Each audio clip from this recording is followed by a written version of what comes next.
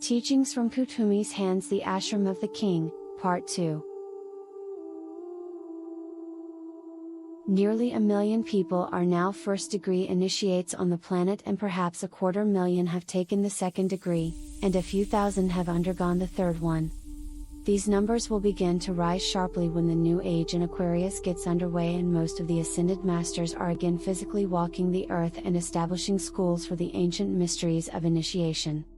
By the end of this current 5th root race, presently in the 5th sub-race out of 7, it is expected that all of humanity will have taken the first 2 initiations at least.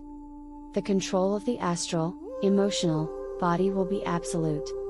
By the end of this world period or incarnation of Earth, with its 7 root races, humanity as a collective will be at an even higher initiate status.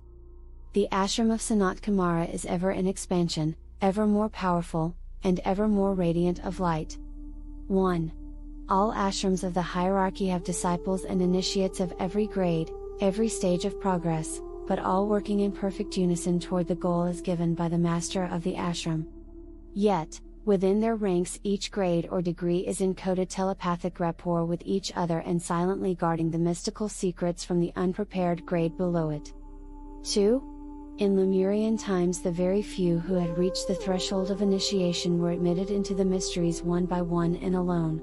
It was very much an individual achievement. During Atlantean times, initiation was given in groups of 7, though none of them had contacted each other in waking consciousness, and the emphasis was still on individual achievement. Today, at this phase of the 5th root race, the movement is steadily toward group initiation and will become exclusively so sometime during the Aquarian age of synthesis under the influence of the 7th ray.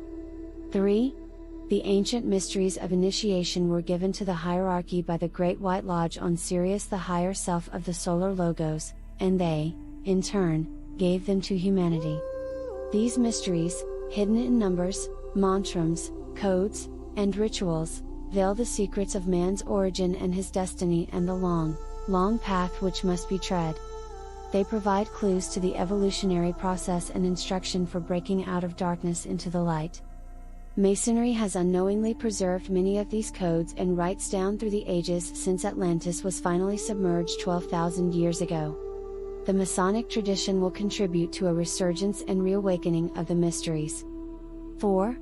From a higher level of understanding, it is the soul who is really the initiate. The disciple comes progressively into a greater and greater sense of identification with the soul after the first initiation and comes more and more under its influence and then control until irreversible and uncompromised merging takes place at the 3rd initiation, the soul merge.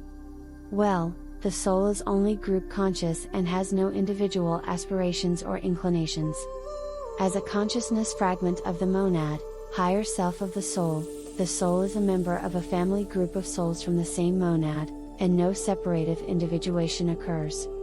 The soul is always related to a group with group projects and group incarnations and group aims on behalf of the monad. It is the personality fully infused with the soul which will be taking group initiation. For more about the higher self, click on the soul. The teachings to Covenant initiation will emphasize the group nature of the path and the necessity of expanding the inclusive recognitions. 5. The will energy, first ray, of Sanat Kumara embodies the purpose of the planetary logos and is passed first to Shambala, which passes it to the collective consciousness of the hierarchy as an enlivening and energizing energy similar to the way prana enlivens the etheric body of man. The service of this plan and purpose is what produces cohesion of all the ashrams into a unity of purpose. The plan is, after all, the expression of the will of God for planet Earth. Because this is a free will system of evolvement here, the hierarchy must then work through their aspirants and disciples in incarnation to bring the plan to fruition. Determination and persistence are the lowest aspects of the first ray passed by hierarchy to the non-initiate students. Regardless of the ray type of the ashram, it is the will energy which is found at the heart of each ashram, having been received from Shambhala, providing the thrust to each member and affiliate to accomplish the plan. Even though the will energy concentrates at the heart of both the Great Ashram and all of the 49, each of the 7 major ashrams and their subsidiaries is a focus of and is responsive to one of the 7 rays, which then impacts and modifies how that first ray force is used in working out the plan through and amongst humanity. 6. The ashrams or departments of the hierarchy were not all formed at once when the White Brotherhood came into being. A nucleus of light for later formation of the ashrams had been started by the 7 ray lords of the earlier era, and the Council of Shambala had supplied the will energy at the heart of each of them, but one by one they very slowly were formed around the magnetic nucleus as the different rays cycled into and out of activity with each zodiacal age, 1 ray per age, bringing with them the human types responsive to that energy. An ashram implies group membership, and it took eons for primitive man to adequately respond to the stimuli provided by the incarnate hierarchy members. For the longest time only the first 2 initiations were given, and they could only be taken in the second ashram under the second ray of love as officiated by the world teacher of each period, the Chohan of the second ray. Then came a time when the 7th ray of ceremonial order was in dominance, and a much larger group of disciples became eligible for initiation, helping to form the 7th ashram. When, through training, humans became capable of using the mind to contact the soul, a great crisis of spiritual import confronted the hierarchy, and the 3rd initiation was then created for the first time to mark the point of complete soul personality integration. A small group to include Amitabha Buddha and Maitreya were brought before the one initiator in the 4th ashram under the ray of harmony through conflict, formed some time earlier. Subsequently, and over thousands of years, the other major ashrams came into formation in the order of 6th, 5th, 3rd, and lastly the 1st. The order of appearance for all 7 was 2, 7, 4, 6, 5, 3, 1. As the centuries have passed and the membership has multiplied, the 7 were expanded to the 49 of today. 7. There is a conclave of all the ascended masters, 5th degree, every 7 years, at which decisions are made concerning all the forms of life and all the kingdoms on earth. By way of the manipulation and focalizing of the different 7 ray forces and the cooperation of their disciples physically incarnate, crises for the purpose of growth are presented to humanity. Then every 100 years at the winter solstice of the 25th year of the century, for example 1925, 2025, the complete hierarchy meets at conference to evaluate the changes and progress and to create larger world crises to meet the schedule and demands of the plan which implements the purpose of Sanat Kumara. The destructive aspect of the first ray, Shiva, is a very effective tool for these changes. These are big decisions that are made. In Atlantean days, masters nearing the 6th initiation, of decision, and paths beyond the earth decided to bring that ancient civilization to an end to make conditions favorable for the 5th root race of Aryans to take hold and come into prominence, thusly setting the stage for the development of the mind, since the 4th race Atlanteans had already brought into perfection the emotional body. Civilization after civilization have been left behind under the unfolding purpose of Sanat Kumara in fulfilling the directives of his superior, the solar logos, and it is the will energy passed on to the senior members of the Council of Shambala which implements his purpose. 8. If I could construct a flow chart of the hierarchical flow of energies from higher to lower in this sector of the galaxy alone, the energies would be those of the 7 rays, and each level along the way would serve as a step-down transformer and transmitter of those energies to the level immediately below. We'd begin with 7 stars, or beings, in the Great Bear constellation, then go to the logos of Sirius and its Great White Lodge, then to the solar logos and the solar hierarchy. The ray forces continue to the planetary logos of Earth, thence to Sanat Kumara and the 6 other chimeras, or Buddhas, 3 exoteric and 3 esoteric. From there they are passed through the Council of Shambhala on their way to the contemplative Nirmanakaya's ever in deepest meditation, and then to the 3 great lords, Manu, Maitreya, and Mahachohan, who use their knowledge of the plan to modulate and transmit them to the lords of the 7 rays in their ashrams. From the 7 chans they make their way to the masters of each of the 42 subsidiary ashrams and proceed from the heart flame of those ashrams down through the initiate levels to the disciples of each of those ashrams, both incarnate and discarnate.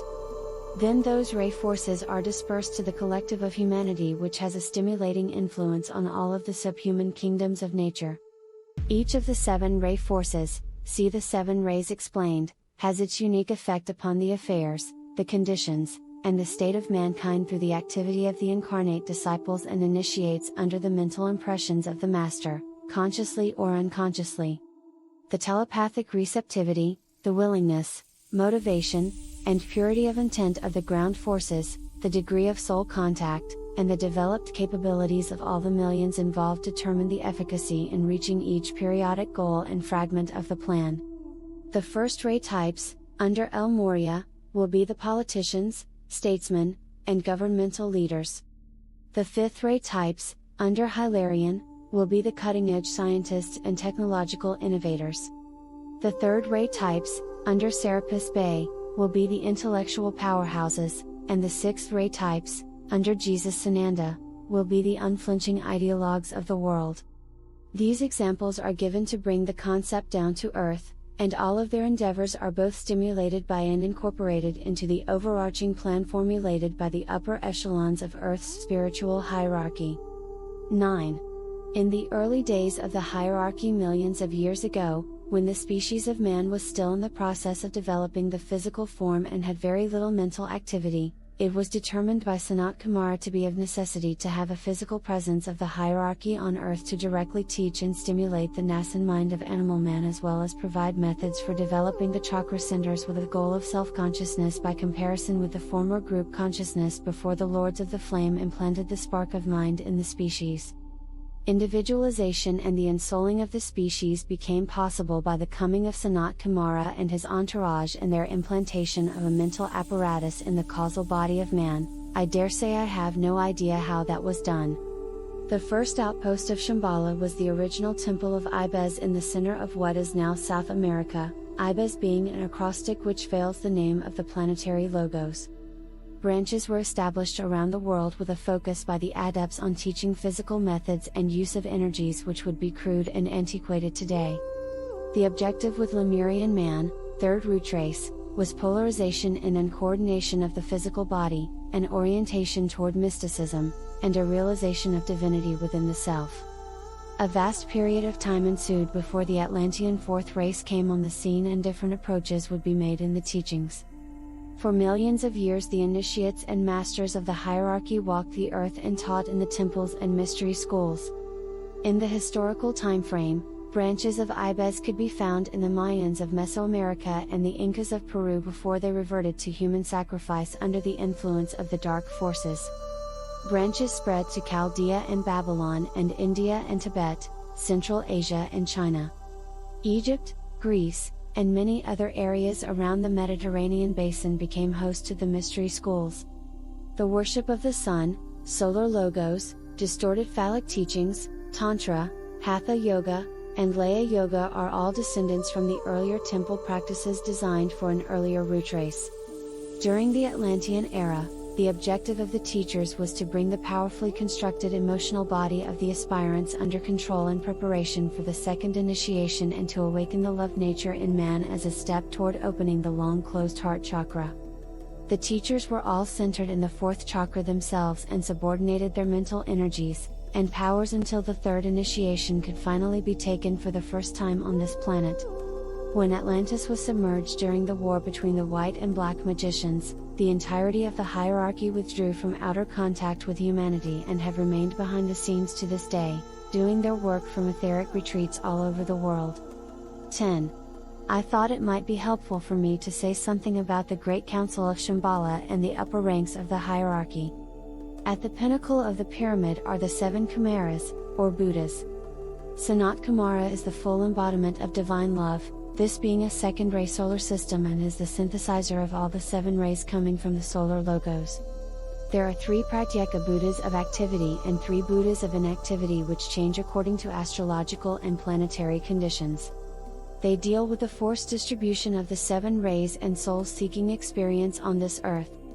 There are 4 representatives of the 4 Lords of Karma, the 4 Maharajas, of the solar system on the council. These may be considered as extended expressions of the karmic council, much as a soul extends a personality into incarnation. They take care of and tabulate the Akashic records, assess the distribution of karma to all mankind, and are the representatives for Earth at the solar councils. The 3 great lords of 7th degree initiation are on the council: Manu, Maitreya, and Mahachohan, as are the Chans of the Seven Rays, Maurya, Kuthumi, Serapis Bey, Master Paul, Hilarion, Jesus, and Master Rakochi, 6th degree initiates. Each root trace has at least one Manu. Vaivasvata Manu of the 5th root trace, Aryan, held his office for 100,000 years and has moved on and up to replace the first Ray Buddha, Sanat Kumara, who has taken the path to Sirius. Master Jupiter, regent of India and originally from Venus, has taken over as the Manu of the Aryan race. Lord Himalaya has been the Manu of the 4th root trace since the Atlantean destruction and will see the race, the Oriental, through to the completion of its allotted time here. The Manu is the prototype and archetype of the root trace in his charge and works with the form side of life, using the force of the first ray to segregate groups, move tectonic plates, raise and lower continents and land masses to bring about the development of the ideal form for the race. He also inspires the minds of statesmen everywhere in meeting the goals. The Bodhisattva, world teacher, world savior, since 600 BC has been Lord Maitreya until a few decades ago when he took a higher initiation, moved closer to Sanat Kumara, and Lord Kuthumi took the 6th initiation to assume the post. This is the Lord of the second ray energies and the Brotherhood of the Golden Robe, involved in the development of the spirit within the form and the destiny of all religions, a total synthesis in the future. The Mahachohan is also called the Lord of Civilization because he makes the work of the Manu and the Christ possible, using the energies of the third ray to accomplish the practical aspects of relating spirit to matter and life to form to foster the development of cultures and civilizations, using Deva groups to manipulate the forces of nature. He has many masters working with the Deva evolution and is involved in raising the intelligence of humankind. His department oversees the ashrams of rays 3 through 7 and their chans and ascended masters. He has held the position since the second sub-race of the 4th root race, Atlantean. One day Master Rakochi, Saint Germain, will assume this office. 11. The Great Ones will be physically walking amongst us in the new golden age of Aquarius once the dimensional shift has completed. Some few are already here unannounced and quietly undertaking the Father's business, radiating light into the world of human affairs. Masters of the 5th initiation, the Revelation, have escaped the wheel of rebirth, as also the law of karma, and have either retained their old incarnate form as a body of light, such as Jwal Kul, or have vivified by an act of the will an etheric Mayavirapa body of manifestation which resembles the form under which the 5th initiation was taken, such as Kuthumi, but they all have some degree of physicality as preparation is being made for the externalization of the spiritual hierarchy. Since Atlantis was finally submerged beneath the Atlantic Ocean, they have remained secluded in some of the least accessible desert and mountain areas of the world in their etheric retreats, and the new age will witness their return as a group for the first time since then. They prepare the way for the mission of the next avatar of the Christ consciousness, Lord Kuthumi. Are you in need of the healing energies of the Ascended Master Kuthumi? Visit KuthumiHands.com.